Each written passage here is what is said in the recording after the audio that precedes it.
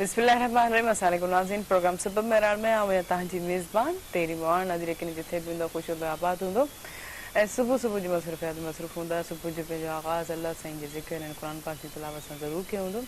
ऐं उन सां गॾु गॾु यकीनन असांजे पंहिंजे अगरि घर में अगरि गुल ॿूटा अगरि हुजनि त यकीनन सुबुह सुबुह सां अगरि असां उनखे ॾिसंदासीं त इलाही सुठो मूड थी वेंदो आहे।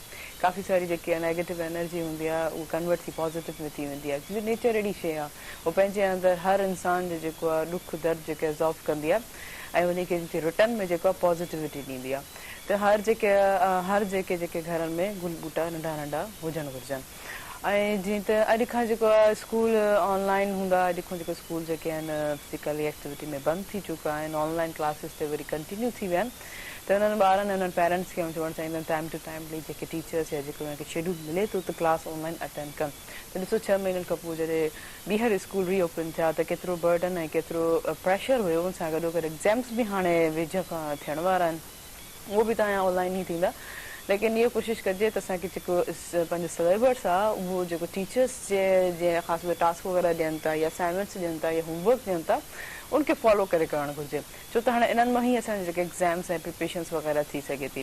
त इहो का बि हिकिड़ी क्लास मिस करणु जेको आहे तव्हांजे लाइ ऑनलाइन तव्हांखे रिस्पॉन्सिबिलिटी सम्झो त हीअं असांजी का बि हिकिड़ी क्लास ऑनलाइन मिस न थिए।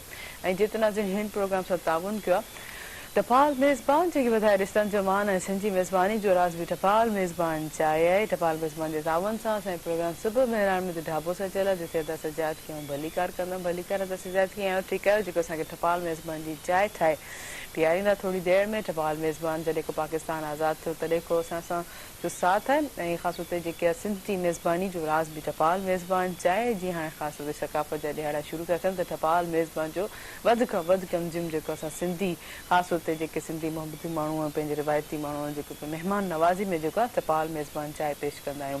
ऐं तव्हांजो असांजो साथ बि हूंदो फ़ोन कॉल जे ज़रिए। नंबर अनाउंस कंदमि जेको स्क्रीन ते बि ईंदो हूंदो 022210285 डायल करे असांजे प्रोग्राम में ज़रूरु शामिलु थींदा। ऐं जीअं त नाज़रीन असांजे प्रोग्राम सुबुह मेरान में हमेशह ख़ूबसूरत महिमान मौजूदु हूंदा आहिनि ऐं पंहिंजे एक्सपीरियंस ऐं पंहिंजे ख़ासि तौर ते तजुर्बे या पंहिंजी फील्ड सां कंसर्ट थी के का न का अवेयरनेस या का न का पंहिंजी ख़ूबसूरत मेमोरी जेको आहे असां सां शेयर कंदा आहिनि। अॼु बि असांजे प्रोग्राम में ईअं ख़ूबसूरत जेके महिमान मौजूदु आहिनि। मूंखे इलाही ख़ुशी थी थिए अॼु मुंहिंजे प्रोग्राम में हिकिड़ी सोशल वर्कर हिकिड़ी मुंहिंजी प्यारी भेण जेकी आहे उहा मौजूदु आहे ऐं उहो कराची खां आई आहे, हैदराबाद आई आहे स्पेशली असांजे प्रोग्राम में जेके आहिनि ख़ासि तौर ते अटेंड करणु। ऐं ॾिसो कराची जी हवाऊं ऐं हैदराबाद जी हवाऊं यकीननि अलॻि अलॻि हिते ह्यूमिडिटी घणी आहे, मीन्स हुते नमी घणी आहे। ख़ासि तौर ते सियारो बि जॾहिं स्टार्ट थियो आहे त लेकिन हुते थधि जेको आहे लिमिटेड जेके महसूसु थिए थी। कहिड़े कहिड़े इलाइक़े में हुते खुला इलाइक़ा आहिनि हुते यकीननि वधीक थधि महसूसु थिए थी। लेकिन हैदराबाद जी यकीन ॾिसो तव्हां त कल्ह खां वठी जीअं कल्ह एॾो झुड़ हुयो उन खां पोइ एतिरी हवाऊं हलियूं, वरी मींहुं वसियो एतिरो शाम जे टाइम ते यकीननि एॾी ज़बरदस्त क़िस्म जी थधि स्टार्ट थी चुकी आहे। उहो बि हिननि खां पुछूं था त हैदराबाद में अची केतिरी थधि महसूसु थी थिए। ऐं पाण ॿी ॻाल्हि सुठी उहा पंहिंजी जेकी आहे न्याणी सां गॾु आयूं आहिनि।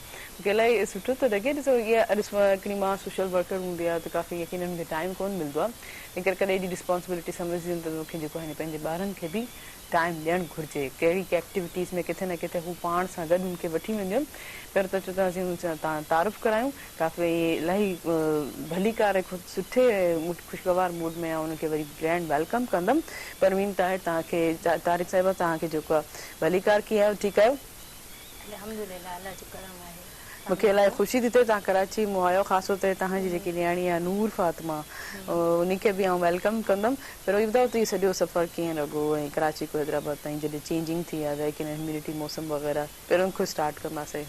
सुठो लॻो माशाल्लाह। ऐं थोरो सो चेंज करणु खपे कराची जो। जीअं तव्हां पाण ॿुधायो त कराची में थधि तमामु घटि थींदी आहे। असांजो जीअं बिलोंग आहे सिंध में कराची खां ॿियनि इलाइक़नि सां, हा त पोइ वरी कराचीअ जी जेका थधि हूंदी आहे उहो उते असांखे त घटि लॻंदी आहे। ऐं वाक़ई तव्हां सही चयो हैदराबाद में वधीक थधि आहे, कराची में थोरी घटि आहे।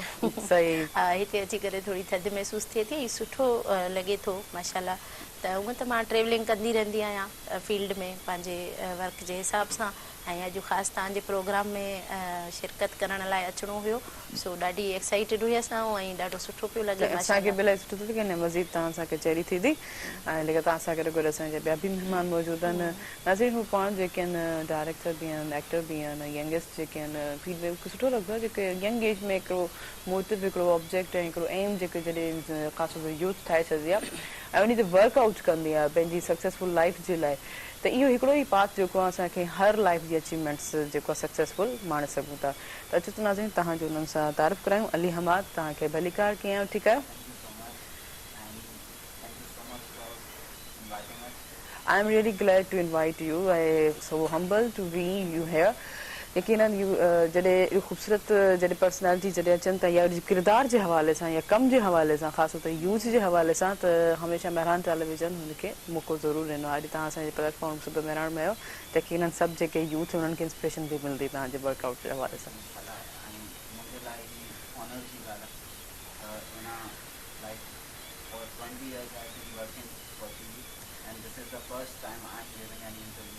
It's a 20 year, it's a long period and you never give it any interviews. Oh, it's a very glad. I am यकीनन पोइ अॼु तव्हांजी जेकी आहे सेलिब्रेशन जेको आहे डबल ऐं ट्रिपल थींदी मां ॿीहर तव्हांखां सवाल इहो साॻियो ज़रूरु कंदमि त लेकिन असां तव्हां सां गॾु गॾु असांजा जेके ॿिया बि महिमान मौजूदु आहिनि उन्हनि खे बि आउं भलीकार कंदमि बहितरीन जेके सिंगर आहिनि ऐं मास्टर फारूक तव्हांखे भलीकार कीअं आहियो ठीकु आहियो बिल्कुलु मूंखे इलाही ख़ुशी थी थिए असांजे प्रोग्राम में आयो ऐं ख़ासि हुते जॾहिं मौसीक़ी जेका मुंहिंजी साह हूंदी आहे ऐं जेको इहो टैलेंट हूंदो आहे जेको ॾात असांखे ॾींदो आहे त इलाही उहो ख़ुशनसीब हूंदा आहिनि बेशक इहा की ॻाल्हि आहे मौसीक़ी साईं हर शइ अल्हम्दुलिल्लाह सुबुह जी मेहरान मौसीक़ी साईं आहे मां सम्झां थो जेकी मूंखे ख़बर आहे मौसीक़ी साईं जेको आहे त इंसान अॻिते वधे थो पियो ऐं मौसीक़ी साईं इंसान जी राहत खे जेको आहे सुकून थो मिले पियो दिलि खे सुकून थो मिले सही सही बिल्कुलु असां सखर खां स्पेशली आयो ऐं मेहरान टेलीविज़न जे हिन पहिरीं दफ़ा फर्स्ट टाइम स्टूडियो में त सुबुह मेहरान में ऐं फीलिंग्स छा आहिनि तव्हांजूं माशाअल्लाह ॾाढो सुठो लॻी रहियो आहे ऐं वॾी ॻाल्हि त इहा पहिरियों त मूंखे तव्हांजो सेटअप ॾाढो वणी रहियो आहे माशाअल्लाह मेहरान ज़िंदाबाद ऐं मेहरान असांजी सिंध जी निशानी आहे सिंध मेहरान आहे ईअं त घणा ई चैनल आहिनि माशाअल्लाह सिंध टीवी आहे या धरती चैनल आहे कुझु बि पर मेहरान आहे हिन में को शक न आहे मां सभु चैनल घुमी आयो आहियां हिन में मेहरान में मूंखे ॾाढो मज़ो अची रहियो आहे ऐं माशाअल्लाह सुठो फील थो कयां पियो अच्छा घर सभिनी जे ॾिसनि पंहिंजा पंहिंजा सभु को पंहिंजे घर खे जेको सुठो सजाईंदो आहे ईअं अॼु असांजा सभु चैनल्स जेके आहिनि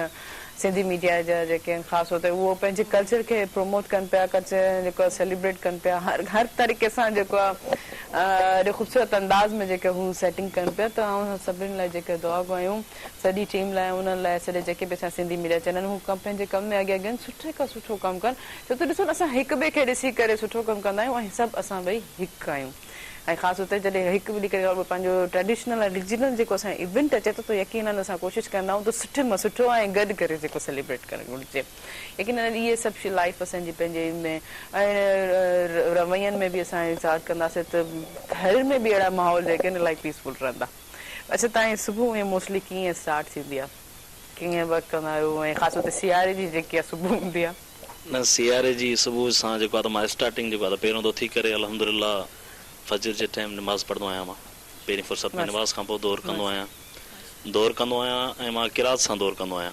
माशाअल्लाह ऐं जेकी मुंहिंजी किरात आहे मूंखे सुर मां सम्झां थो मूंखे उन मां ई मिलियो आहे न मां कंहिंजो शागिर्द आहियां न मुंहिंजो कोई उस्ताद आहे मुंहिंजो ईअं सम्झो उस्ताद मां ईअं चई सघां थो त मुंहिंजो क़ुरान ई आहे मां एतिरा लफ़्ज़ चई सघां थो हा त मूंखे उस्ताद ई सुर हर शइ ॾात मूंखे हुनजी मिलियल आहे पोइ वरी जीअं मां मोटी ईंदो आहियां पोइ थोरी वॉक कंदो आहियां मां हेल्दी में आहियां तव्हां ॾिसी रहिया आहियो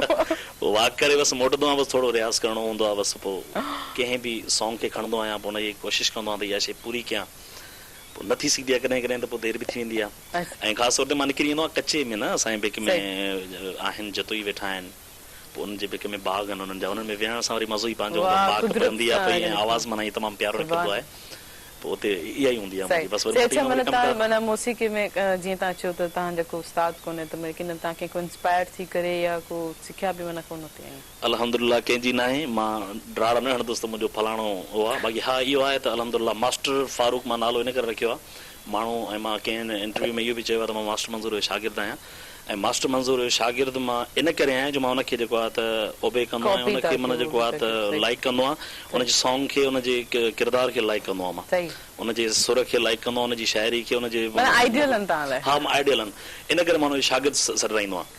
हालांकि हू मुंहिंजा उस्ताद न आहिनि, यानी कि हुननि मूंखे सुर बुर या कुझु ताल न आहे सेखारियो। सुर मूंखे जीअं मां तव्हां सिधी ॻाल्हि कई त मूंखे पंहिंजी ई मिलियल आहे अलाह जे पासे न। त पोइ इन सुरनि सां जेको आहे तव्हांजो ख़ूबसूरत आवाज़ जेको हिकिड़ो नयो गीत ठाहियो आहे, हिकु सिंध जे हवाले सां, सिंध जे रंगनि ते, त यकीनन उहो असां इंजॉय कंदासीं तव्हांजी आवाज़ ॿुधण। अल्हम्दुलिल्लाह न, असां बेशक तव्हां चओ ऐं असां न कयूं त इहा ग़लति ॻाल्हि जी, बिस्मिल्लाह थी वञे।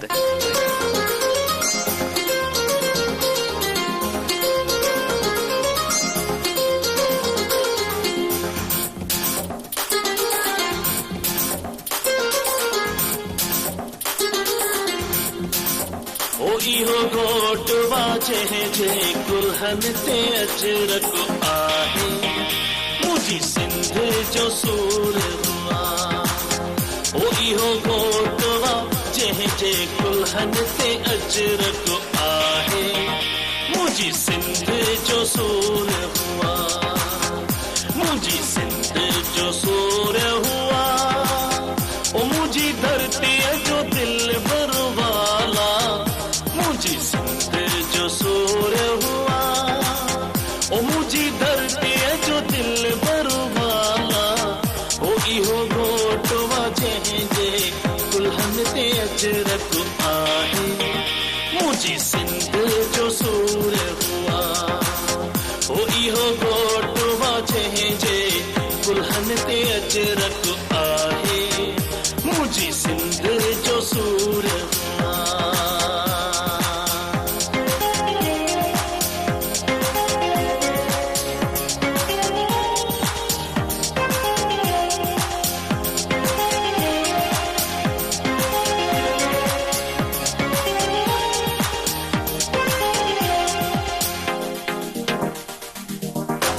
लहे तो लाओ ओ अमर जो थस गाओ,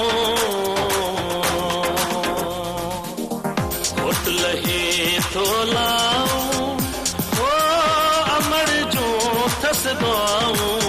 ओ इहो घोट तो उलझल ज़हनन खे सुलझाए, इहो सिंध जो सूर हुआ।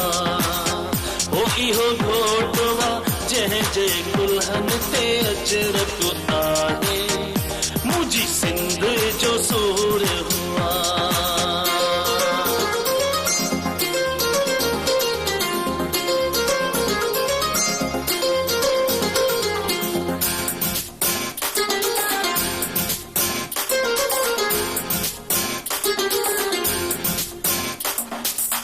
घोट चढ़ियो मां घोड़े, सिंध सां जोड़े। घोट चढ़ियो वा घोड़े, ओ जीव के सिंध सां जोड़े। ओ इहो घोट विखन खे वाटूं थो समझाए, मुंहिंजी सिंध जो सूर हुआ। ओ इहो घोट वा जंहिंजे कुल्हन ते अजरक आहे, मुंहिंजी सिंध जो सूर हुआ।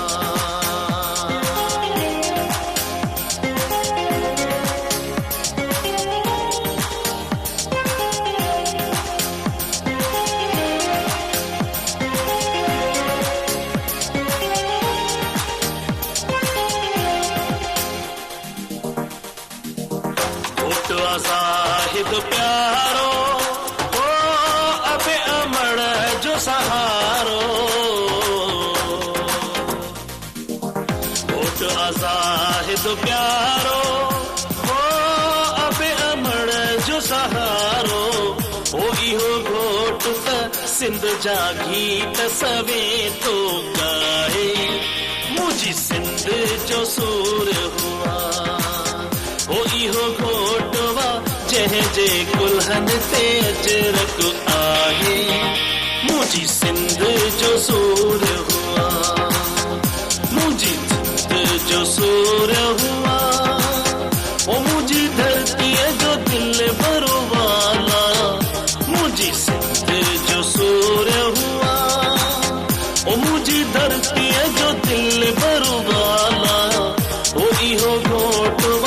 जंहिंजे गुलहन ते अजरक आहे मुंहिंजी सिंध जो सूर हुआ हो इहो घोट वा जंहिंजे गुलहन ते अजरक आहे मुंहिंजी सिंध जो सूर हुआ।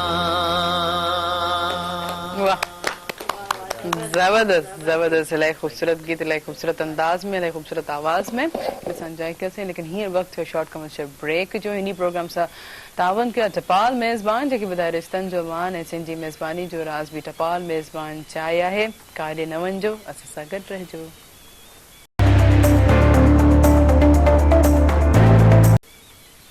वेलकम बैक नाज़रीन। नाज़रीन प्रोग्राम से ताउन कयो टपाल मेज़बान जेके ॿुधाए रिश्तनि जो मान ऐं सिंधी मेज़बानी जो राज़ बि टपाल मेज़बान चाहे आहे। ऐं तव्हांजो असांजो साथ बि हूंदो फ़ोन कॉल जे ज़रिए। नंबर अनाउंस कंदमि जेको स्क्रीन ते बि ईंदो 022210285 डायल करे असांजे प्रोग्राम में ज़रूरु शामिल थींदा। मूंखे इलाही ख़ुशी थींदी त यकीनन सक़ाफ़त जे हवाले सां तव्हां सभई जेके पंहिंजी तयारी ॿुधाईंदा त यकीनन कंहिं न कंहिंखे आइडियो थी वेंदो। शायदि मूंखे ई आइडियो थी वञे त जेके कहिड़ी शइ जेकी आहे जॾहिं उन ॾियारे ते तव्हां खाधे जे हवाले सां, डेकोरेशन जे हवाले सां या कुझु अहिड़ा इवेंट्स जॾहिं थींदा आहिनि या प्रोग्राम जी सेलिब्रेशन जे हवाले सां जॾहिं तव्हां असां सां शेयर कंदो त यकीनन को न को आइडियो या कंहिंखे न कंहिंखे फ़ाइदो ज़रूरु थींदो त असांजे प्रोग्राम में ज़रूरु शामिल थींदा कॉल जे ज़रिए।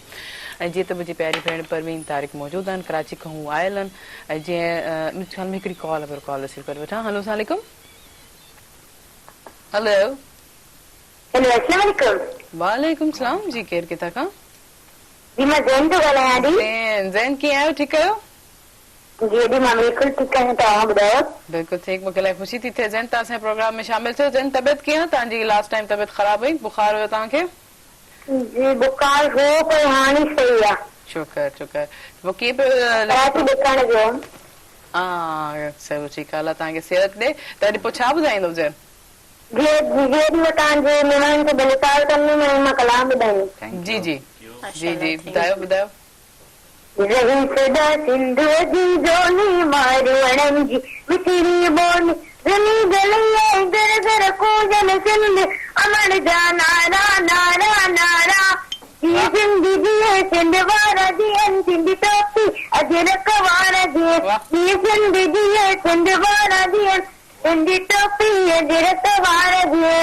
रहे सदा सिंध जी जोली मार रंगी मिठड़ी बोल गली गली घर घर कूजन सिंध अमर जा नारा नारा नारा।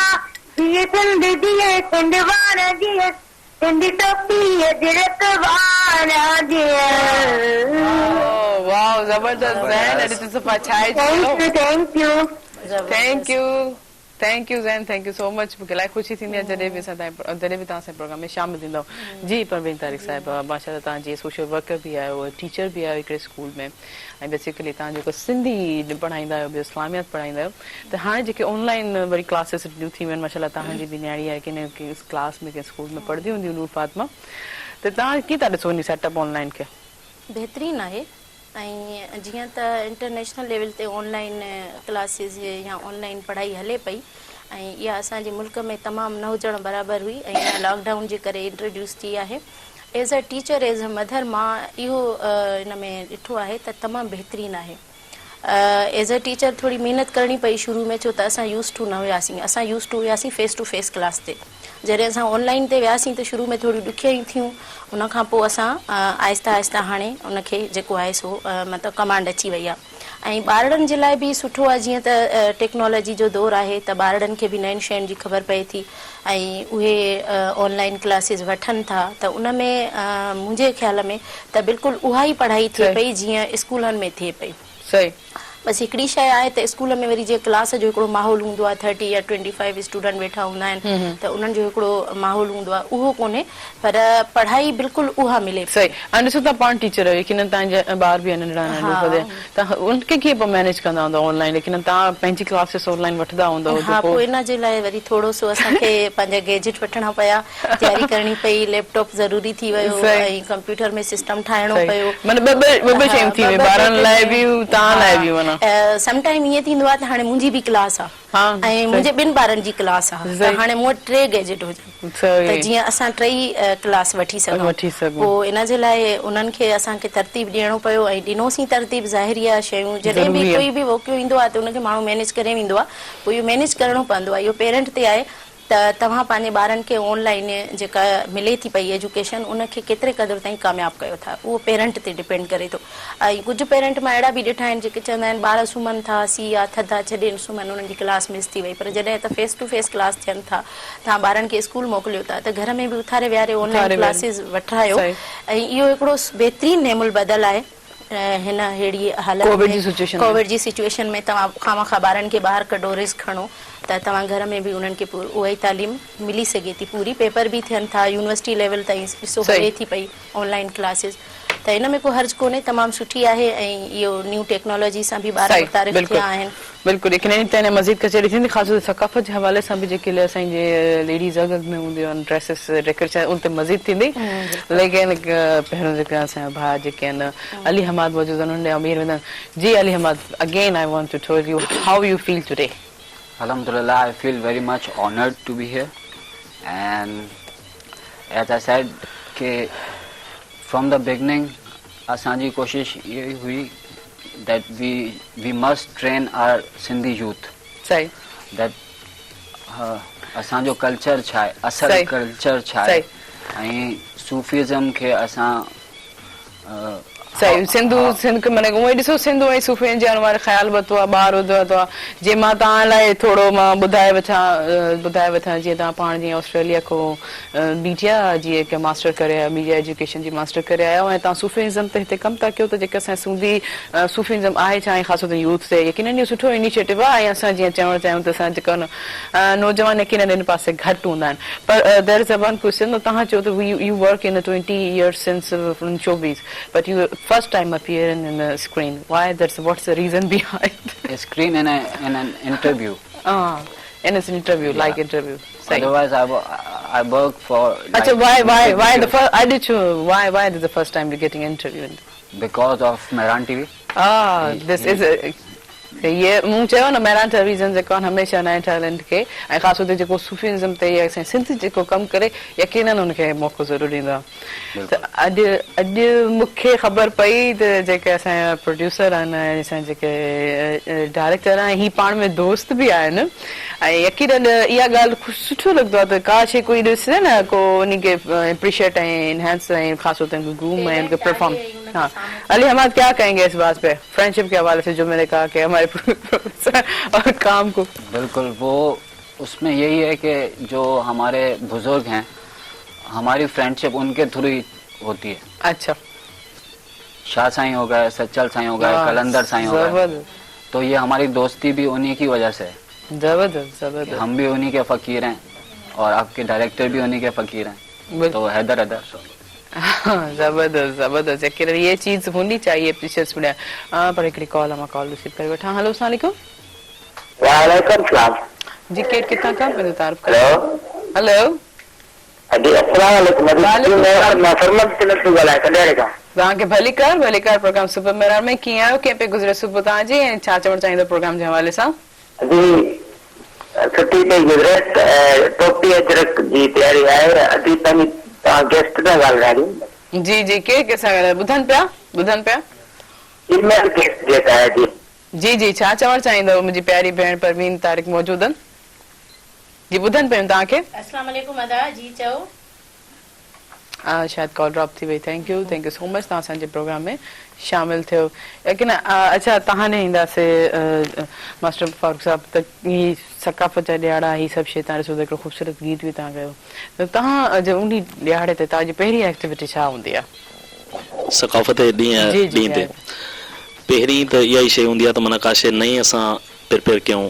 अच्छा इन हवाले सां त माना जीअं सिंध जे हवाले सां उहा शइ कयूं जेका शइ कंहिं न ॻाई हुजे न छा कोशिशि इहा रहंदी आहे पोइ ईअं सोचींदे इहे ॾींहं वेझा ईंदा वेंदा आहिनि जंहिंमहिल सफ़ा वेझा अची वेंदा आहिनि त बसि पोइ जेका शइ तयारु थींदी आहे उहा शइ पेश कंदा आहियूं ऐं असांजूं रैलियूं निकिरंदियूं आहिनि अल्हम्दुलिल्लाह सखर में सुठियूं रैलियूं निकिरंदियूं आहिनि जंहिंमें सुठा असांजा दोस्त हूंदा आहिनि तावन बि कंदा आहिनि पोइ उन में अल्हम्दुलिल्लाह असां सिंगिंग बि कंदा आहियूं ऐं रेलनि सां गॾु हूंदो वक़्तु गुज़ारींदो सुठो माना टाइम सुठो थी वेंदो आहे माशाअल्लाह सखर बि सुठो सिंगर सिंगिंग जे कीअं तव्हांखे शौक़ु थियो त तव्हां जेको आहे हिकु सिंगर थियो सिंगिंग जो शौक़ु मूंखे नंढे हूंदे खां वठी हुयो अच्छा हा नंढो हूंदो हुउसि पोइ घर में कोई हुयो या फैमिली में या स्कूल में को शौक़ु थियो हूअं त मूंखे जेको आहे न नंढे हूंदे खां वठी हल्को हूंदो हो पोइ मोर तो टुले राणा इहो गानो हूंदो इहो मां जेको आहे त गुनगुनाईंदो हुउसि मोर तो टुले हा पोइ उहो माना रस्तनि ते काथे बि खेॾां कुझु बि कयां माना इहा शइ मुंहिंजे ज़हन ते लबनि ते हूंदी अच्छा पोइ अमड़ मूंखे चयो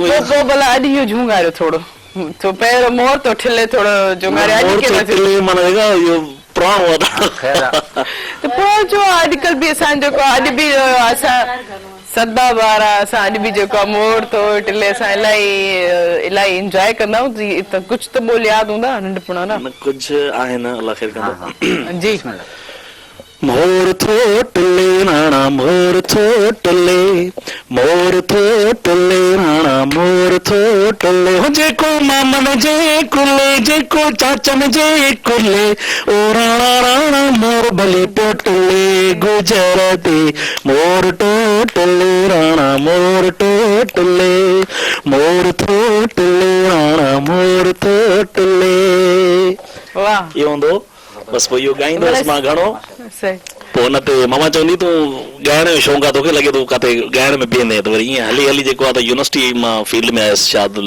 यूनिवर्सिटी में 2009 जी मां पास आउट आहे बॉटनी में हा बॉटनी में पोइ उते जेको आहे त क्लास हलंदो हो मां वेठो गुनगुनाईंदो हुउसि त मैडम रशीदा अलाह हुनखे जन्नत तौफ़ीक़ अता फरमाए सूमर हुई पोइ उहा चवंदी फारूक तूं न सुधरदे कॾहिं बि तूं पढ़ंदे न बसि तुंहिंजो कमु ॿियो आहे मां मैडम सिधी ॻाल्हि आहे मां सिंगर आहियां पोइ छा कयो मूंखे चवंदी तूं मथे रूम ख़ाली आहे उते वञी गाना चओ पोइ मथे रूम ते वेंदो हुउसि उते वेठो पोइ मां अलहमदुलिल्लाह मां नुंहां बि चवंदो आहियां नात बि चवंदो आहियां माण्हू चवंदा आहिनि यार तूं हिकिड़े पासे खे त वठि सिंगर आहे त सिंगिंग खे वठि न मां यार मुंहिंजो शौक़ु आहे अगरि जे मां हर माण्हू खे ख़ुशि कयां त बहितर आहे न ॾिसो हाणे सिंगिंग कंहिं कंहिंखे वणे थी नात बि कंहिं कंहिंखे वणे थी नुंहां बि कंहिं कंहिंखे वणनि था हा अल्हम्दुलिल्लाह अगरि मां सजन खे राज़ी कंदो आहियां नात में बि मौलूदनि में बि हर शइ में हर शइ खे मां वठंदो आहियां अच्छा पर एॾो इहो जेको आहे बोटनी सब्जेक्ट माना तव्हां छो खयो ओ मुंहिंजी सिस्टर आहे दिलि कोन कंदो मुंहिंजी सिस्टर आहे आमना चन्ना सिंधु उहा प्रोफेसर आहे जेको आहे शाहदुल यूनिवर्सिटी में उहा बॉटनी में सीनियर हुई पोयां मां इंटर क्लियर करे आयुसि हुन सां पुछियुमि त मां आदि छा कयां हुन चयो भाउ जेको आहे मां त बॉटनी कई आहे हिन जो कोई स्कोप कान्हे पर तूं ॿिए कंहिं डिपार्टमेंट में अची पोइ हुननि वरी थोरी गुरबत थी वई सिधी ॻाल्हि आहे हाल अबीबा जेको आहे पोइ मां बॉटनी इन करे खयसि जो हुन में थोरो ख़र्चु घटि हुयो सिधी ॻाल्हि आहे ॿी काई बि वजह न आहे न त मां शायदि कंहिं सुठे इदारे हुन में वञा डिपार्टमेंट में ख़र्च जे हवाले सां मां एतिरो न पियो करे सघां जेको आहे न भरे न पियो सघां इन करे मां बॉटनी जॉइन कई पर बॉटनी में वयसि जहिड़ो न वयसि ॾाढी ॾुखी आहे हा ॾाढी ॾुखी आहे पर चवणो मक़सदु अगरि पढ़ां त शायदि पढ़ी पवां पर मां सिर्फ़ु हुननि खे सिंगिंग कैंटीन ते वेही चांहि जो ऑर्डर ॾेई 8-10 पैसा हूंदा पोइ सिंगिंग कंदोसि सिंगिंग कंदोसि रस्ते तां जेको बि टप थो बीह रहंदो ॿुधंदो मां यार शायदि इहा शइ माण्हुनि खे वणे थी मां त अलाह करे मां हिन में चढ़ी वञा पर न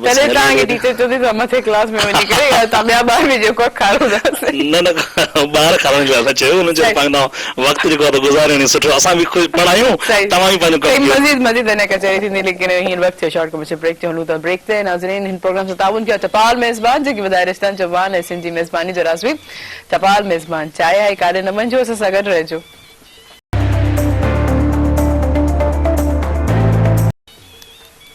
वेलकम बैक नाज़रीन इन प्रोग्राम से ताबन किया टपाल मेज़बान जेकी वधाए रिश्तनि जो मान ऐं सिंधी मेज़बानी जो राज़ बि टपाल मेज़बान चाहिया है तव्हांजो असांजो साथ बि हूंदो फोन कॉल जे ज़रिए नंबर अनाउंस कंदमि जेको स्क्रीन ते बि ईंदो हूंदो 022210285 डायल के असांजे प्रोग्राम में ज़रूर शामिल थींदा जी अच्छा मुंहिंजी प्यारी भेण परवीन तारिक मौजूदु आहिनि त हुन हलूं था त एतिरी बिज़ी लाइफ हुजण जे बावजूदि यकीनन रिस्पॉन्सिबिलिटी घर जी जेकी थींदी आहे हिकिड़ी हाउस वाइफ हूंदी आहे वरी उहा जॉब बि कंदी आहे त वरी उन सां गॾोगॾु सोशल वर्क कीअं उहा मैनेज कंदी आहे ऐं कहिड़ी अंदरि में ख़्वाहिश पैदा थींदी आहे त यकीनन एतिरी बिज़ी लाइफ हुजण जे बावजूदि बि घर ऐं जॉब खे ॾियण जे बावजूदि बि हिकिड़ो सोशल वर्क करण लाइ बि वधीक टाइम खपे ऐं केतिरी कोशिशनि जी ज़रूरत त हुनखे पुछासीं त हू कीअं मैनेज थियूं कनि जी कीअं था मैनेज कयो सोशल वर्क कीअं स्टार्ट कयो ऐं कीअं इंस्पिरेशन मिली फर्स्ट कमु कहिड़ो ख़िदमत ख़ल्क़ जो कयो अच्छा स्टार्ट मां ईअं कयो जो बचपन खां वठी स्कूल लाइफ खां वठी मूंखे हिकिड़ो अंदरि में जज़्बो हुयो ऐं मां पंहिंजी सराउंडिंग में ॾिसंदी हुयमि त माना औरत ते ख़ासि तौर ते उन ते जीअं उन जा हक़ न मिलंदा हुया, उन्हनि जेके हुननि जी जेके राइट्स हूंदा हुआ न उन्हनि खे पामाल कयो वेंदो हुयो। ऐं इंसानियत जेका ॾुखी इंसानियत आहे या मेल फीमेल कोई बि, त जॾहिं उन्हनि खे कंहिंजी ज़रूरत हूंदी हुई हेल्प जी त कोई हेल्प लाइ न हूंदो, त इहो हिकिड़ो बचपन खां मुंहिंजे अंदर में स्टूडेंट लाइफ खां वठी हुयो। लेकिन चवंदा आहिनि न सही मौक़ो मिले, त उन वक़्तु असांजो मुंहिंजो फादर माशाल्लाह उन्हनि जो बि कुझु वक़्तु टीवी सां रहियो, माशाल्लाह राइटर हुया, डायरेक्टर हुया। पोइ मुंहिंजे फादर मूंखे थोरी सपोर्ट कई, लेकिन उहो ई वरी जीअं असांजे ॻोठनि में हूंदो आहे त बाबा इहो पाण त आहे, वरी हाणे इन पंहिंजी धीउ खे बि तयारु कयो आहे, त पोइ इहे ॻाल्हियुनि जे करे वरी मूंखे मतिलबु पोइ थोरो बैक ते वञिणो पियो, मां ख़ामोश थी वियमि। उन वक़्त में मां स्टूडेंट लाइफ में मां लिखंदी बि हुयमि, हालार मैगज़ीन में, काविश न्यूज़पेपर में मुंहिंजूं लिखणियूं बि ईंदियूं हुयूं स्टूडेंट लाइफ में, कॉलम ई ऐं स्टोरी, उहो जीअं करंट इशू हूंदा हुया उन्हनि ते, या वरी स्टोरियूं लिखियूं मां ख़ासि तौर ते, उन मुंहिंजो जेको हूंदो हुयो मज़लूम औरत, उन जे हिसाब सां मां लिखंदी हुयमि। ऐं मुंहिंजो बाबा मूंखे इलाही सपोर्ट कंदो हुयो। पोइ वरी थोरो मां बैक ते हली वियमि, छो त रवैया जेके हूंदा आहिनि न इंसान खे थकाए छॾींदा आहिनि, पोइ ते करे छॾींदा आहिनि, मायूस करे छॾींदा आहिनि पंहिंजी फैमिली जा, पंहिंजनि प्यारनि जा। पोइ उन खां पोइ वरी जेको आहे सो स्टडी खे टाइम ॾिनो, फॉरन स्टडी, अञा मुंहिंजी MA में हुयमि त मुंहिंजी शादी थी वई जल्दी सां। शादी खां पोइ मां इहा ख़्वाहिश पंहिंजे हस्बैंड सां ज़ाहिर कई। अच्छा, त मुंहिंजे अंदर में इहो हिकिड़ो आहे फ़न, ऐं मां चाहियां थी।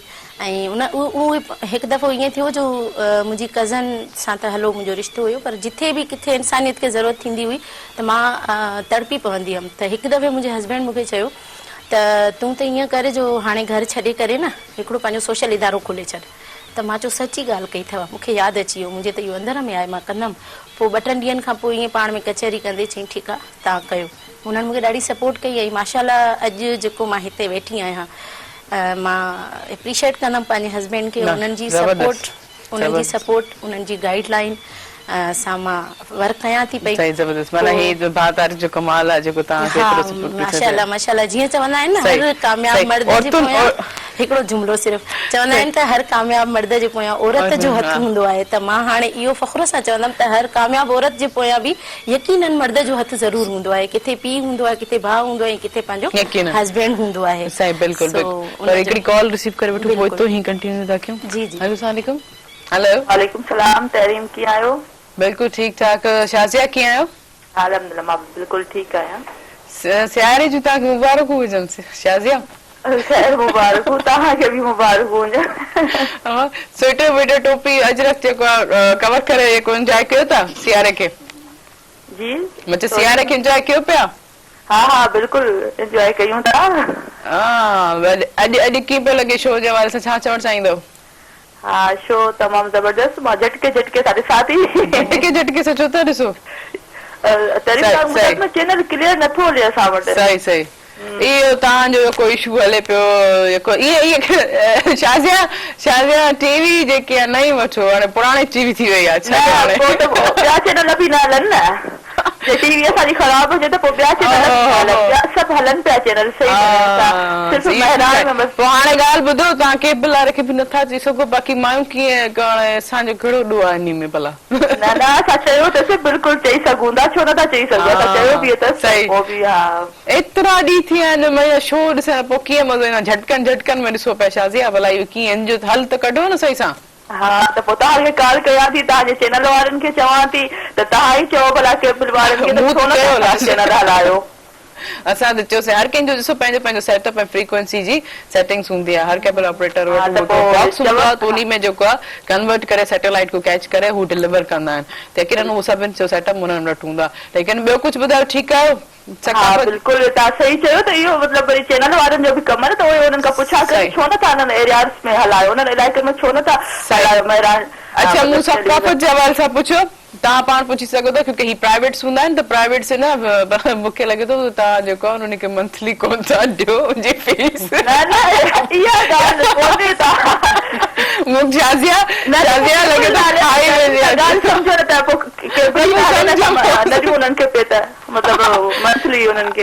सम्झी वियमि, शाज़िया तव्हां पैसा खपायो।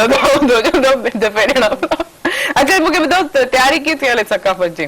हाँ तमाम बेहतरीन तमाम जबरदस्त हले पई बस ताए ख़बर त मां त आए हा ॾाढी त असां वटि त मतलब तव्हां कहिड़ो ड्रेस पाईंदव कहिड़े क़िस्म जो छा कहिड़े ड्रेस जो हाँ त मां मतलब इन जेको मतलब कयो आहे न त ठाराइण लाइ ॾिनो अथमि चुनड़ीअ ते मुके जो कमु चुनरी ते मुके जो कमु वाह जबरदस्त हा, कहिड़े कलर जी चुनरी आहे मैरून कलर जी जेके थरी कोन हूंदियूं आहिनि थनी स्पेशल जबरदस्त हा इहा मूंखे ॾाढो शौक़ु थियो त मतलब इहो वठां त असां वियासीं न घुमण थियल त वरी उते ई वठी आई हुयसि त सिंपल पे लॻी त मतलब चवनि पिया त गलो लॻाए गज लॻाए पर मां चवां पई त न थोरो मतलब मूंखे वरी थोरो चमक हूंदो आहे सुठो लॻंदो आहे त इन जे करे वरी इन दफ़े वरी सोचियमि त इहो ई त असां त हमेशह सेलिब्रेट कंदा आहियूं मतलब सुठे नमूने सां जीअं मतलब ईद सेलिब्रेट कजे ईअं ई बिल्कुलु वॻो बि ठाराईंदी अच्छा आहियां हिकिड़ी ऑनेस्टली ॿी ॻाल्हि ॿुधाइजो छा थी अगरि कोई पुछे त ही जेको आहे वॻो जेको मूंखे बि अहिड़ो ठाराइणो आहे या मूंखे ठाराए ॾियो या इहो मूंखे ॾियो ऐं पंहिंजे दर्ज़ी खे ॾियां त ईअं भला कॾहिं कंदा आहियो हा बिल्कुलु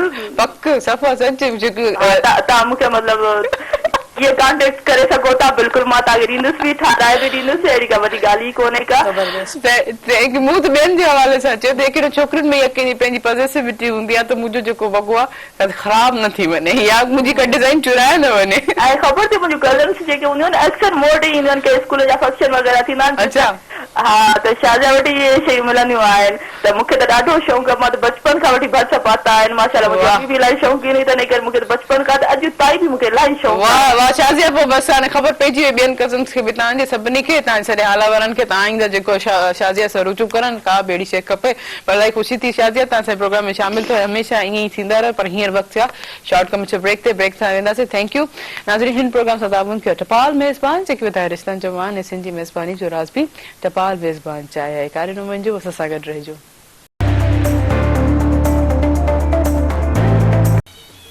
वेलकम बैक नाज़रीन प्रोग्राम से तावन के टपाल मेज़बान जेके ॿुधाए रिश्तनि जो मान ऐं सिंध जी मेज़बानी जो राज़ बि टपाल मेज़बान चाहे आहे ऐं तव्हांजो असांजो साथ मिलंदो फ़ोन कॉल जे ज़रिए नंबर अनाउंस कंदुमि जेको स्क्रीन ते बि ईंदो हूंदो 02221022885 डायल करे असांजे प्रोग्राम में ज़रूरु शामिल थींदा जीअं तव्हां अली अहमद पंहिंजे शोबीज़ ऐं पंहिंजे करियर जे हवाले सां पंहिंजे प्रोफेशन जे हवाले सां ॿुधायो त हू जेके सूफ़िज़म ते कमु पिया कनि ख़ासि तौर ते यूथ खे हुन पासे अचण जे लाइ चवनि पिया इन में केतिरो इंट्रस्ट आहे केतिरो पेश आहे उहो उनको पुछूं था त केतिरो वर्कआउट करे चुका आहिनि ऐं केतिरे बेसिस ते केतिरो अञा करणु घुरिजे ऐं हाणे कीअं हुजणु खपे जी अली अहमद क्या कहना चाहेंगे सारी बातों पर इस पे शुरू से फ्रॉम द डे वन हमारा मिशन यही रहा है कि जो सिंध का यूथ है उसको हम मोटिवेट करें कि जो एक्चुअल सिंध जो एसेंस आहे हू सूफिज़म आहे तो उनके प्रमोट कयूं तो this was our mission from the day one तो उसमें हमने बहुत सारे लोगों को ट्रेन किया उनको कलाम ला के दिए सिंगर्स को कि आप ये पढ़ो फिर उसको हम वीडियो शूट करके देते थे सही तो अभी भी यही है कि जो इंटरेस्टेड हैं वो आए हम उनको काम सिखाएंगे सही if they want to go to social media then they can switch to social media YouTube insta और एनीथिंग एल्स मगर आके हमसे सीखें वरना start में होता था जो but why you want to be go there in the first time why you want to be every youth generation से know to how about our Sufism आपने ये क्यों करना चाहा क्या वजह थी इसकी ये बिल्ट-इन ऐसा ही था कोई ऐसी इंस्पिरेशन अंदर में कोई ख्याल कुछ आ गया किसी को देख के कोई ऐसी जगह कुछ नहीं बस शुरू से बस मेरा यही एम ये सब्जेक्ट क्यों चूज किया बचपन से मेरा इंटरेस्ट इसी में है अच्छा जी अल्हम्दुलिल्लाह बचपन से आप इसी बात से काम करना चाहते थे और काम किए तो अभी कितना आपको इसमें आपको मिल रहा है जो आउटपुट मिल रहा है आउटपुट बस जो हैं इस जो पसंद करते हैं ये कलाम वो जो समझते हैं सही मैं मजीद आपसे पूछूंगी कि आप जब ऑस्ट्रेलिया गए तो वहाँ पे आपने किस तरह की डिग्री और कितना टाइम आपने स्पेंड किया और कैसे इस चीज को देखा और पढ़ के डायरेक्शन में कितना फर्क आता है मैं कॉल रिसीव करूँ हेलो अस्सलाम वालेकुम अस्सलाम सुबह जो सलाम वालेकुम सलाम जी केर किथां का मुझे तारीफ कराईंदा अली महमान लाखानी खां पियो ॻाल्हायां अव्हां खे भली कर सुबह मेरा प्रोग्राम में जी छा चवणु चाहींदो ॾिसो पिया प्रोग्राम जी बिल्कुलु ॾिसो पिया असांजो दोस्त हमान वेठा आहे हमान ॻाल्हि पई कई पंहिंजो मास कम्युनिकेशन जे हवाले सां शायदि ऑस्ट्रेलिया मां मास कम्युनिकेशन जी डिग्री खणी आहियां त मुंहिंजो हिकिड़ो नंढड़ो सुवाल हुयो हुन खां जी त ख़ासि करे जॾहिं असां मां पाण मास कम्युनिकेशन में पढ़ां पियो त जेको असां ख़ासि करे ट्रम यूज़ थींदो आहे असांखे पढ़ायो वेंदो आहे उन ट्रम खे हू उतां जे पॉइंट ऑफ व्यू खां Australia J point of view खां ऐं जेकॾहिं असां पाकिस्तान जी ॻाल्हि कयूं या पाकिस्तान जी यूनिवर्सिटीज़ जी ॻाल्हि कयूं त उनखे हू कीअं था ॾिसनि जेकॾहिं उन ते थोरो ब्रीफली ॻाल्हाईंदा त शयूं ॾाढियूं क्लियर थी वेंदियूं। ट्रम इहो आहे त साइबर बुलिंग असांखे ॾाढो पढ़ायो वेंदो आहे उन ट्रम जे हवाले सां जेकॾहिं असांखे थोरी इंफॉर्मेशन ॾींदा ॿुधाईंदा ख़ाली करे उतां जो कल्चर डिफरेंट आहे असांजी सिंध जो कल्चर डिफरेंट आहे उन हवाले सां इन साइबर बुलिंग जेको ट्रम आहे उनखे कीअं था ॾिसनि छा चवणु चाहींदा? Thank you so much. इनका हमाद को जवाब जो जरूरत है। जी हमाद क्या कहना चाहेंगे?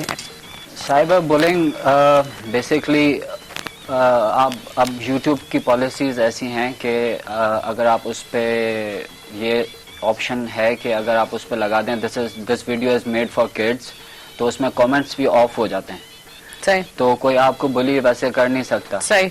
तो ये बहुत सारी चीजें हैं। सही। मैं इनका क्वेश्चन आपको थोड़ा और क्लियर कर देती हूँ कि ये क्या पूछना चाह रहे थे हमारे कॉलर। ये पूछना चाह रहे थे कि जब आप हमें यहाँ हमारे सिंध यूनिवर्सिटी में इतना बड़ा मास कम्युनिकेशन का बहुत बड़ा डिपार्टमेंट है जिसमें मास कम्युनिकेशन पढ़ाई है, जो आपने यही मीडिया की स्टडी आपने वहाँ पढ़ी है, तो क्या कंपेरेटिव आपको नजर आता है कि यहाँ के स्टूडेंट्स में और यहाँ की स्टडी के हवाले से और वहाँ से ये पूछना चाहते हैं? डिफरेंस बुलिंग का तो मैंने बता दिया। वैसे डिफरेंस जो है वो ये है कि वहाँ पे ऑस्ट्रेलिया में या जापान में चाइना में मैं बहुत सारी जगह पे पढ़ा है मैंने, तो होता क्या है कि ज़्यादातर बाहर सिर्फ प्रैक्टिकल होता है और यहाँ पे डिफरेंस ये है कि यहाँ पे सिर्फ थ्योरी पढ़ाई जाती है।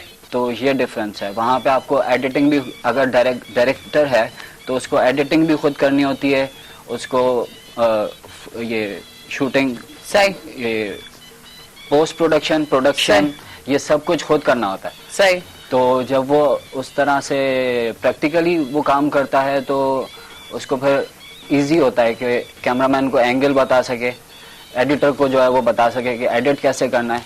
तो ये डिफरेंस है। सही। ये जो है मैं स्कॉलर के जो सवाल को और भी थोड़ा मजीद वो करना चाहूँगी कि साइबर बुलिंग के हवाले से वो और भी डिस्कस कर रहे थे, लेकिन इस चीज़ को मैं कंटिन्यू करूँगी, लेकिन आगे हमारे जो है गेस्ट बैठे हैं, लेकिन ये सवाल मैं आपसे दोबारा यकीनन पूछूंगी। तो हाँ ॾिसो था यकीन तो ॾिसो ये ॻाल्हाइनि पिया एॾो कम तो थे छा चवणु चाहींदो इन सभिनी ॻाल्हियुनि ते? सुठी ॻाल्हि करे माशाअल्लाह। ऐं जेको आहे सूफ़ी जेको आहे त ज़मीन तमामु भली आहे। सूफ़ी खे असां पाण जेको आहे त लाइक कंदा आहियूं, असां सिंधी आहियूं, असांजी माना ईअं सम्झो सूफ़ी सकाफ़त बि आहे, सकाफ़त में बि अचे थी पई सूफ़ी तंज़म, जंहिंमें असांजा सुठा फनकार आहिनि। अलण फ़कीर साहब आहे, साईं सुडल फ़कीर आहे ऐं आबदा परवीन बि अचे थी हिन में। सो ॾिसो हुननि जा ॾाढा कलाम प्यारा आहिनि। अच्छा सूफ़ी जो मतिलबु इहो हूंदो आहे त उहो शाइरी खणंदा आहिनि सुठी कंहिं पोतल शख्सियत जी, ख्याल खे, हाँ सुठे ख्याल खे। ॾिसो न अॼोकी शाइरी में उनजी शाइरी में ॾींहं राति जो फ़र्क़ु आहे। अॼु जेको ॻाए थो इंसान उहो ज़मानो थो ॻाए, जेको हिन टाइम माण्हू हली रहिया आहिनि ॾिसी रहिया आहिनि उहा शइ ॻाइनि था पिया।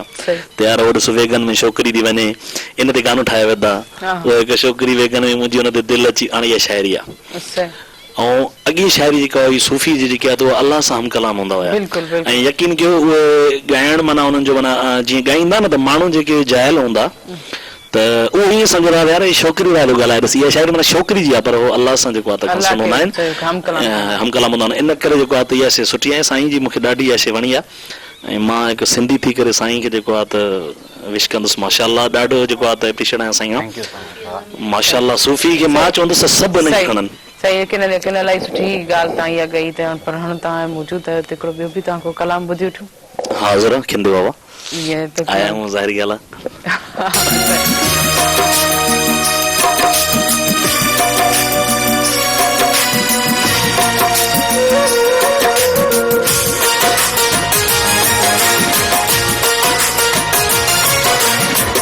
सूर मिलिया मूंखे पाजन जा कीस ॾिठा सॻे रिश्तन जा। सूर मिलिया मूंखे पाजन जा कीस ॾिठा सॻे रिश्तन जा। सूर मिलिया मूंखे पाजन जा कीस ॾिठा सॻे रिश्तन जा।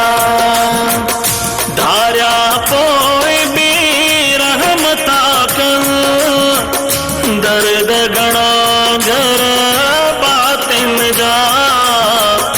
सूर मिलिया मूंखे पांजन जा किसा ॾिठा सॻे रिश्तन जा सूर मिलिया मूंखे पांजन जा किसा ॾिठा सॻे रिश्तन जा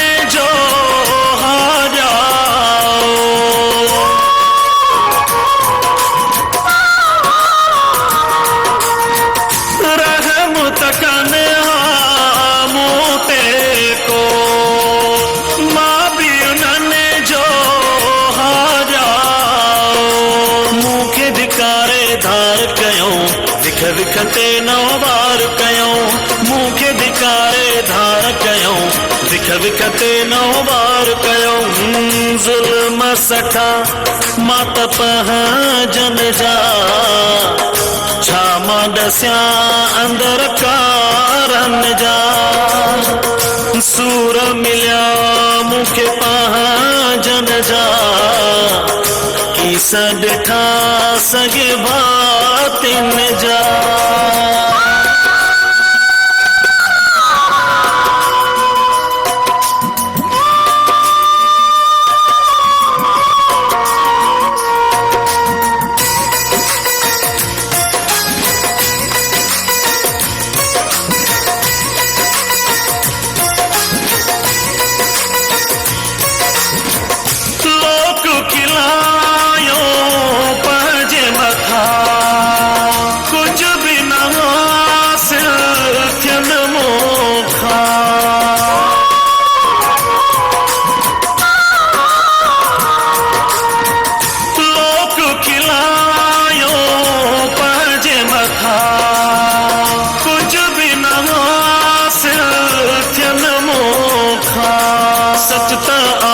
सच आहे कूड़ जे मुंह में धूड़ आहे सच त आखिर सच आहे कूड़ जे मुंह में धूड़ आहे मौला गणी ॾिनी इज़त मूंखे इन में वञे तो कंहिंजो छा सूर मिलिया मूंखे पंहिंजन जा किसा ॾिठा सॻे रिश्तन जा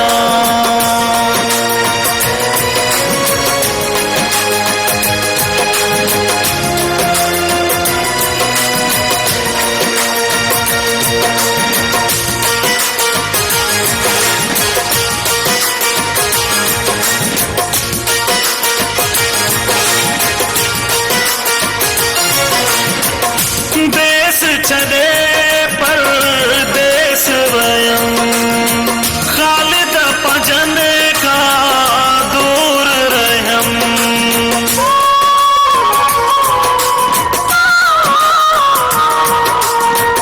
देश छॾे परदेस वयम ख़ालिद पंजन खां दूर रहम कंहिं बि न तन जी सार लधी मौला उन्हनि जी इज़त रखी कंहिं बि न तन जी सार लधी मौला उन्हनि जी इज़त रखी राजपूत चए दुख पंहिंजन जा दिल ते लिखियल हिन सारन जा सूर मिलिया मूंखे पंहिंजन जा किस ॾिठा सॻे रिश्तन जा धारिया पोइ बि रहमता कर दर्द घणा घर बातिन जा सूर मिलिया मूंखे पंहिंजन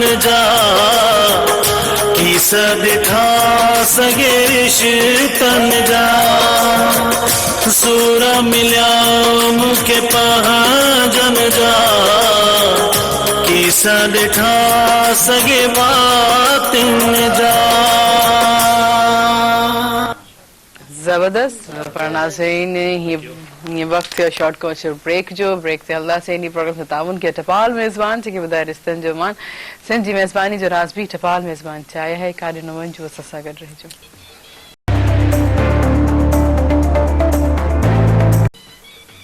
वेलकम बैक नाज़रीन दफ़ो ॿीहर भलेकार प्रोग्राम सब में ऐं तव्हांजो असांजो साथ बि हूंदो फोन कॉल जे ज़रिए नंबर अनाउंस कंदमि जेको स्क्रीन ते बि ईंदो हूंदो 022210285 डायल करे असांजे प्रोग्राम में जरूर शामिल थींदा।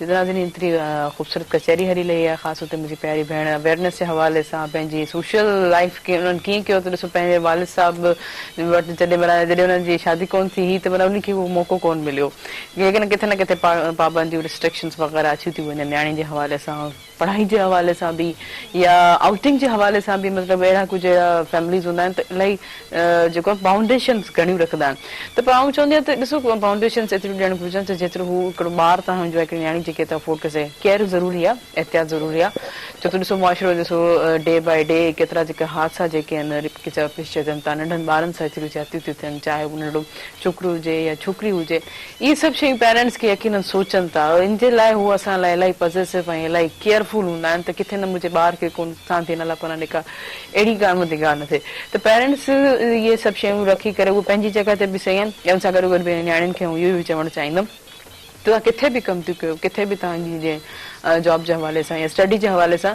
पाण ते एतिरो प्राउड जेको आहे पंहिंजी लिमिटेशन्स जे दायरे में तव्हां हलंदव त कॾहिं बि का बि को प्रॉब्लम कोन थींदी। तव्हां हिन ते छा चवणु चाहींदो लेकिन तव्हां बि वर्किंग लेडी आहियो इन शइ खे कीअं डिस्क्राइब करणु चाहींदो? हिन शइ जे लाइ मां सभ खां पहिरियां पेरेंट्स खे रिक्वेस्ट कंदमि त पंहिंजी न्याणी ते ट्रस्ट कयो।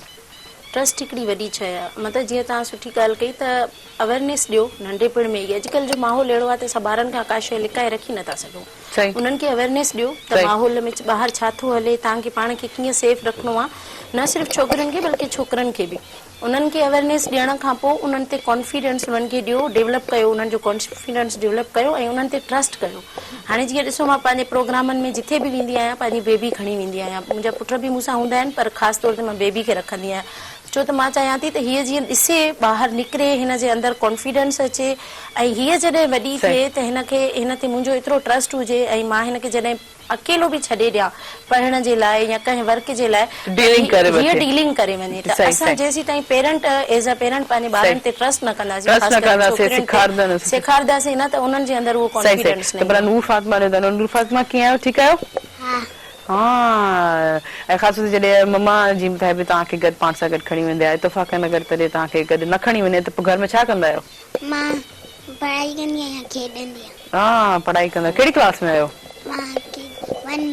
वन में ज़बरदस्त ज़बरदस्त। पोइ तव्हांजी को सुठी न कोई कुझु पोयम कोई कुझु यादि आहे कुझु छा ॿुधाईंदा कुझु पोयम वग़ैरह यादि आहे न ॿुधायो को जी जी Twinkle, twinkle, little star, how I wonder what you are, like a diamond what you are in the sky. Wow, zabardast, zabardast. Twinkle, twinkle, little star, how I wonder what you are, like a shine in the sky. It's true. अच्छा सकाफत जी dress पाइंदो culture day जे हवाले सां mummy खे को फरमाइश कई आहे त तव्हांखे कहिड़ी ड्रेस फरमाइश कई तो छा छा चवंदो भला कहिड़ी ड्रेस अगरा अच्छा मम्मा चवंदा अम्मी चवंदो मॉम चवंदो छा चवंदा आहियो? अम्मी चवंदा आहियो सही अम्मा चवंदा क्यों? अम्मा भी आहे असांजी अम्मा भी आहे सही ज़बरदस्त। पोइ छा फरमाइश कई आहे? छा कई आहे ॿुधायो? मम्मी के चमकरा फ्रॉक वठी दे फ्रॉक वठी दे। अच्छा कहिड़ो रंग पसंद आहे भला को रंग आहे? पिंक पिंक ज़बरदस्त ज़बरदस्त। अच्छा मम्मा तव्हां सां सभिनि को वधीक प्यार कंदी आहे या तव्हां जेके ॿिया भाउ भेण? मूंखे मूंखे पक छाजे करे भला छाजे करे तव्हां सां घणो प्यार कंदी आहे? अच्छा भला हरकत कंदा आहियो तंग कंदा आहियो मम्मा खे? हा कीअं तंग कंदा आहियो कीअं छा कंदा आहियो मम्मा खे घणो तंग कहिड़ी ॻाल्हि ते कंदा आहियो कहिड़ी ज़िद कंदा आहियो? भला मानी में छा खाईंदा मानी प्रॉपर खाईंदा आहियो छा खाईंदो छा पसंदि आहे मानी में? वांगण माइक तो मथे कयो न, माइक तो मथे कयो, हाणे ॿुधायो वांगण पसंद आहे? वांगण ऐं चिकन। चिकन पसंद आहे, वाह जबरदस्त। ॿियो? भिंडी। भिंडी। अच्छा, सबको वधीक जेको तव्हांजा भाउ भेण में केरु वधीक केरु प्यारो आहे? मुंहिंजो वॾो आहे। छा नालो आहे? अब्दुल रहमान। उहो छो वणंदो आहे तव्हांखे, छो प्यारो आहे? मुंहिंजो साथ कॾहिं कॾहिं ॾींदो आहे। अच्छा, कहिड़ी ॻाल्हियुनि में? कहिड़ी ॻाल्हि में साथ ॾींदो आहे? कहिड़ी ॻाल्हि में साथ ॾींदो आहे? मुंहिंजो भाउ मूंखे मारंदो आहे। अच्छा, ॿियो भाउ तव्हांखे मारींदो आहे, उन में साथ ॾींदो आहे? सा पोइ उहो छो मारींदो आहे भला तव्हांखे? फालतू में बि मारंदो आहे। का त शरारत कंदा हूंदो न, भाउ जी का शइ खणंदा हूंदो न। न, पोइ बि पोइ वॾो भाउ तॾहिं तव्हांखे साथ ॾींदो, तॾहिं तव्हांखे प्यारो आहे। भला तव्हांखे घुमाइण वठी वेंदा आहिनि ॿाहिरि? हा, कुझु शइ बि वठी ॾींदा आहिनि। अच्छा, कराची में किथे तव्हां घुमण वेंदा, कहिड़ी तव्हांजी फेवरेट जॻह हूंदी आहे? पार्क। पार्क। अच्छा, वधीक जेको आहे मम्मी प्यारी आहे या पप्पा प्यारो? मम्मी। मम्मी प्यारी आहे, पप्पा न? पप्पा ॾिसनि पिया। अच्छा, चो भला मम्मी चो। पापा भी प्यारो।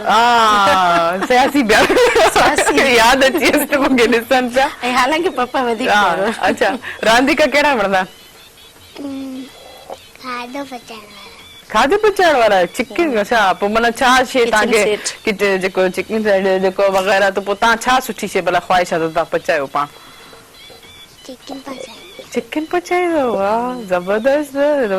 भला काफ़ी सुठी है, हिन मज़ीद तव्हां सां ॻाल्हाईंदासीं। भला हमाद मौजूद आहिनि, वन डे हलूं उन सां ॻाल्हायूं? चलो ठीक है। अच्छा हमाद, अली हमाद, ये सारी जो आपने बताई, आपका वर्कआउट जितना भी हो रहा है, ऑस्ट्रेलिया वाले आपके दिन कैसे गुजरे, वहाँ पे कैसे किया, क्या सोचा, उन लोगों के वहाँ पे कैसे देखा, डिग्री कैसे पूरी की, वहाँ के लोग कैसे थे, सब कुछ समराइज करें। यहाँ पे जो है वो एक जो कॉन्सेप्ट है यूथ का, वो ये है कि बाहर कोई बहुत ही अच्छी लाइफ है, कि कोई बाहर जाके रह रहा है तो वो कोई इंग्लैंड चला गया है तो वो बहुत ज़्यादा सेटल्ड हो गया है या कुछ, मगर बाहर लोग डिस्टर्ब रहते हैं पाकिस्तानी, ख़ासतौर पे जो सिंध हैदराबाद या सिंध के जो लोग हैं वो बाहर जाके बहुत अनकम्फर्ट फील करते हैं। क्या वजह है? रीज़न कल्चर, हमारा कल्चर जो है, हम यहाँ पे रात को बाहर बैठते हैं, जो सारा होता है संगत के साथ, और वो सारी चीज़ें बाहर नहीं होती। सही, मतलब वहाँ पे देखे ना, एक होम सिकनेस भी होती है, बंदा दूर होता है, रिस्पॉन्सिबिलिटी उसकी बढ़ जाती है। यहाँ पे तो सारा जो है हमारी बहनें, हमारे जो सिस्टर्स मदर्स जो है सारा सपोर्ट करती हैं, ब्रदर्स वो करते हैं, मेड्स का सिस्टम बाहर नहीं है, सारे काम खुद करना पड़ता है। सही। अच्छा, वहाँ पे लोगों में आप कोई ऐसी डिस्कशंस देखा है, कभी वो मायूस हो, होपलेस हो, कोई चाहनो, ऐसी कभी कंडीशन आपने किसी पर्सन को देखी?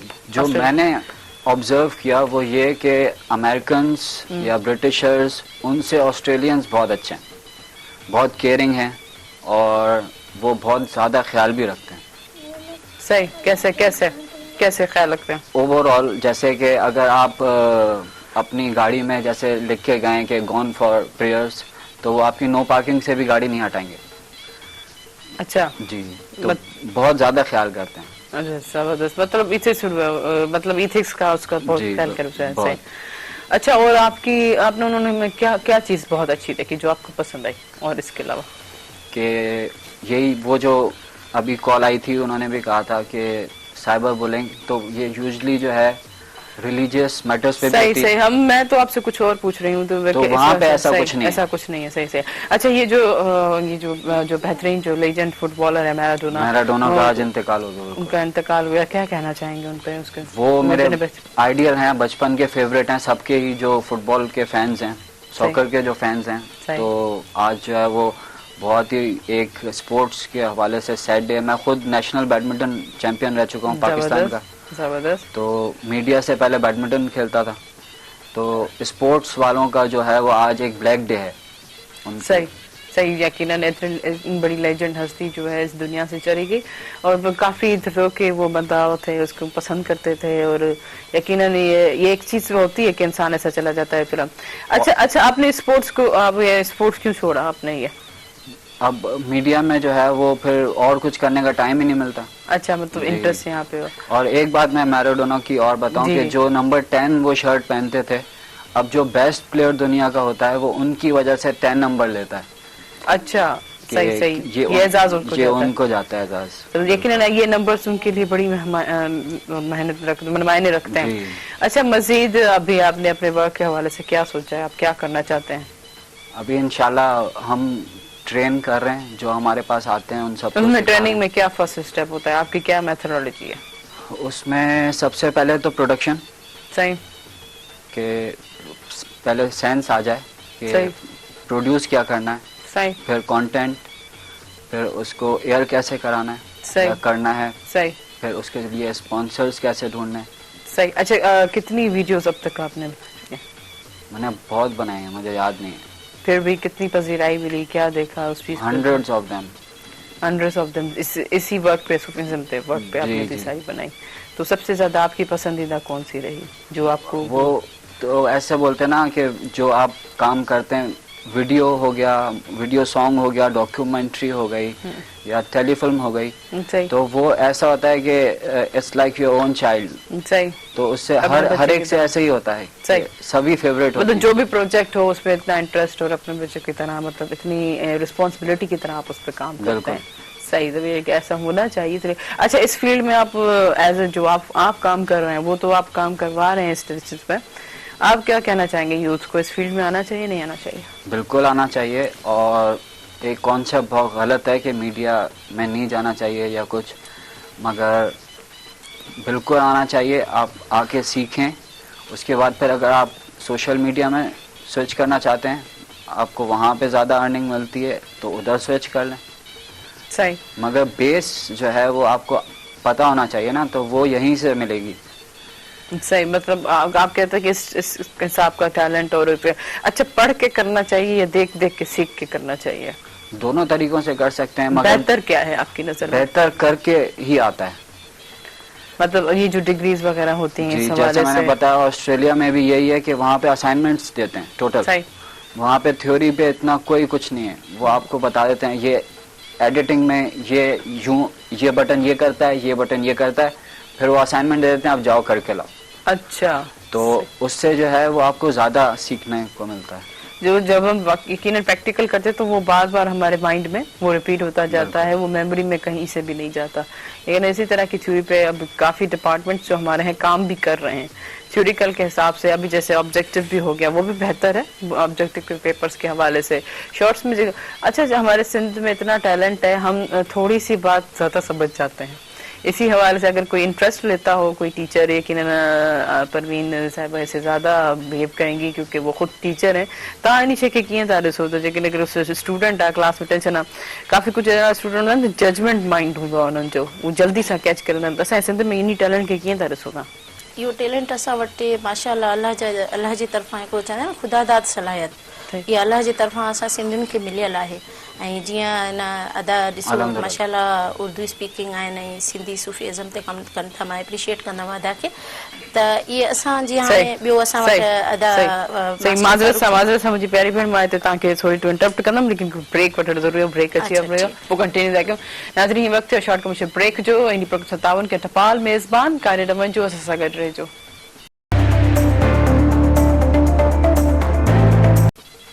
वेलकम बैक नाज़रीन। असां कॉल ते जेके असांजा सिंध जा वॾा सीनियर जेके शाइर मुर्तज़ा शाह ॾाढा ई मौजूदु आहिनि, उन्हनि जो अॼु जनम ॾींहुं बि आहे ऐं असां उन्हनि खे फ़ोन कॉल के जेको असां उन्हनि खे वरितो आहे, उन्हनि खे जनम ॾींहं जी बि मुबारकूं ॾींदासीं। यकीनन एतिरो सुठो पियो लॻे जॾहिं उहे असांजे प्रोग्राम में शामिल थिया आहिनि। सर अस्सलाम वालेकुम। वालेकुम अस्सलाम। सर कीअं आहियो? सर तव्हांखे जनम ॾींहं जी मुबारकूं हुजनि। महिरबानी, ख़ैर मुबारकूं तव्हांजी, वरी महिरबानी महिरबानी। असांखे ॾाढी ख़ुशी पई थिए, तव्हां ॻाल्हायो पिया ऐं तव्हां जेको कलाम ॿुधासीं, ज़हर खे बि ज़मज़म करे पीतोसीं, लेकिन इलाही बहितरीन असां हाल दिलि जे अवाज़ सां पचारे ॾिठोसीं। लेकिन अॼु भला कहिड़ो था हाल पचारियो असां जनम ॾींहुं? तबियत सही कान्हे करे दोस्तनि जो प्रोग्राम हो त कंहिं वॾे पैमाने जे हर साल कंदा आहिनि पंहिंजे हाल वारो जनम ॾींहुं मल्हाइजे, पर पोइ मूं खे चयो भई बाबा मुंहिंजी तबियत सही न आहे, तंहिं करे बसि तव्हांजी मुबारकूं ई मूला सभु कुझु आहे। अलाह तव्हांखे वॾी हयाती ॾे ऐं मूंखे इलाही ख़ुशी थिए। तबियत भला कीअं तव्हांजी? शाइरी थिए पई हाणे या रुॻो आराम आहे? शायरी तो खैर खत्म थिएंगी कान, जैसी शायर जी जिंदगी आहे, जैसे दिमाग कम करे तो होश कम करे तो तेसिताईं शायरी कंदो रहंदो, शायर रिटायर कोन थींदो आहे। बिल्कुलु बिल्कुलु ज़बरदस्त, ईअं ई ॾिसूं था कि हमेशा उहो सिलसिलो हले पियो, बंदि ख़त्म कोन थियो आहे। बाक़ी हाणे हलण घुमण शहर में विया मसइले में अॻिली कॉन्फ्रेंस में कोई करां, उहो नथो पहुची सघियां आऊं। सर भला 2 सिटूं जनम ॾींहं ते 2 सिटूं थी वञनि, कहिड़ी ॿुधाईंदो शाइरी जो असांखे 2 सिटूं? बस इहो को शहर, हाँ बस 2 शहर तो तव्हां जहिड़ा शहर त मुंहिंजा सभई फनकारनि जा यार हुनजी महिरबानी छा ॿुधायां। तव्हांजी जेकी दिलि चवे, जेके तव्हांजी दिलि चवे उहो पचारियो। बस मुंहिंजो वॾो कलाम हो, ज़ाहिर कलाम आहे, कावड़ मलाल साना तकरार ईंदे ईंदे ईंदा न कर असां ते हज़ार ईंदे ईंदे। त इहो फनकार ॻायो हो, त उन बस तव्हांखे ॿुधाए सर हू ॿुधायो ज़हर खे ज़मज़म करे पीतो, भला इंजी 2 सिटूं थी वञनि इंजी शायरी। कलाम जो ॿुधाइण पियो तव्हांखे, ॿुधाए ॾियो तव्हांखे विसरी वियो। चलो ठीक है, थैंक यू। ॿुधायां थो, ज़हर खे ज़मज़म करे पी ॾिठोसीं, मरण खां अॻु ई मरी जी ॾिठोसीं, थियासीं न महबूब कंहिंजा त छा थियो, थियासीं न महबूब कंहिंजा त छा थियो, मोहबत में कंहिं तां फिदा थी ॾिठोसीं, ज़हर खे ज़मज़म करे पी ॾिठोसीं, मरण खां अॻु ई मरी जी ॾिठोसीं। ज़बरदस्त सर, तव्हांजी वॾी महिरबानियूं, तव्हांजो शुक्रगुज़ार आहियां, तव्हां यादि कयो मूंखे, तव्हांजी महिरबानियूं। असांजी अञा ख़ुशि नसीबी आहे, तव्हां असांजे प्रोग्राम में शामिल थियो, महिरबानी त तव्हांजी, तव्हां असांखे वक़्तु ॾिनो। लेकिन सर पर उहो जेको नाले वारी जेका मिसरा आहिनि उहा पचारियो, जेको नाले जो मिसरो आहे उहो पचारियो।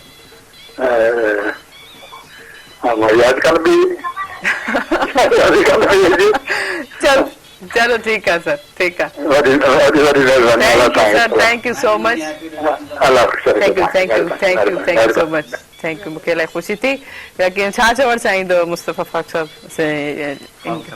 जी फारूक साहिब। माशाल्लाह साईं खे असां विश कयोसीं, माशाल्लाह तमामु साईं सुगड़ बि लॻे पियो ॻाल्हाइण जे हिसाब सां, ऐं साईं जी कॉल कटिजी वई, न त मां साईं जो हिकिड़ो मूंखे नालो ई ख़बर न हुई, न त साईं लाइ 2 लाइनियूं मां पेश कयां।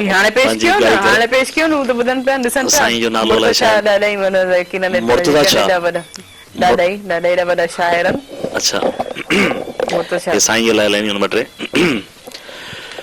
Happy happy birthday to you, happy happy birthday to you, साईं मुर्तज़ा, ओ साईं मुर्तज़ा, साईं दादा ही, ओ साईं Murtaza, happy happy birthday to you, साईं मुर्तज़ा, ओ साईं मुर्तज़ा, वाधायूं तव्हां खे असां सभिनि जो, वाधायूं असां सभिनि जो अहालाए। Thank you. ज़बरदस्त, थैंक यू। ॾाढो ख़ूबसूरत अंदाज़ में तव्हां हुनखे जेको सेलिब्रेट कयो, थैंक यू, थैंक यू। अच्छा जी तव्हांखे जीअं मूं पुछियो त तव्हां जेको आहे सोशल वर्क, त तव्हां इनमें मेन फोकस में केतिरा जेको वर्क करे आहियो, मेन इशूज़ खे घणो केतिरो हाईलाइट कंदा आहियो, किथे वधीक जेको आहे तव्हांजो कमु हूंदो आहे? असांजो मेन इशू आहे तालीम। असां जेको ह्यूमन राइट्स ते खणूं था पिया गुज़िरियल साल खां वठी, उहो आहे तालीम, एजुकेशन। असां एजुकेशन ते वधीक कमु कयूं पिया। उन सां गॾोगॾु ॿिया जेके ह्यूमन वायलेशन जे तहत जेके बि केसिस ईंदा आहिनि त उन्हनि खे खणंदा आहियूं ऐं उन्हनि जी पोइवारी करे आख़िरी दम ताईं फ़ैसिले ताईं उन्हनि सां गॾु हूंदा आहियूं।